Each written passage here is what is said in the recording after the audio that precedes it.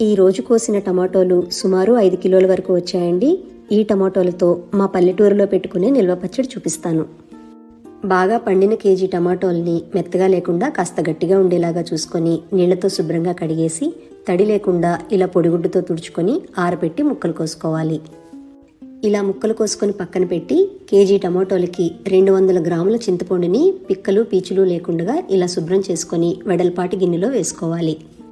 ఈ చింతపండులోనే టమాటో ముక్కలు, పసుపు, 150 గ్రాములు రాళ్ళ ఉప్పు వేస్తున్నానండి. ఇప్పుడు అంతా బాగా కలిసేలాగా మీ చేతికి తడి లేకుండా చూసుకొని ఇలా గట్టిగా పిసుకుతూ కలుపుకొని పక్కన పెట్టుకోవాలి. 2 స్పూన్ల మెంతులు, 4 స్పూన్ల ఆవాల్ని ఇలా దోరగా వేయించి మెత్తని పొడి చేసి టమాటో ముక్కల్లో వేసి అదే మిక్సీ జార్లో వెల్లుల్లి రెబ్బలు కూడా వేసి గ్రైండ్ చేసి వేసుకోవాలి. ఉప్పు 150 గ్రాములు వేసాం కాబట్టి కారం కూడా 150 గ్రాములు వేసి అంతా బాగా కలిసేలాగా చేత్తో కలుపుకొని గాజు సీసాలో లేదా ప్లాస్టిక్ డబ్బాలో వేసి మూత పెట్టి 24 గంటలు ఊరనివ్వాలి.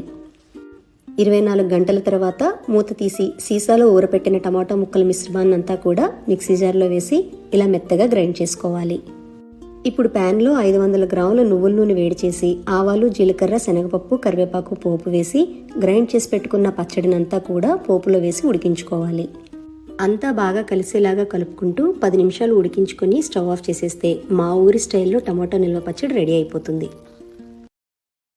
Download share chat.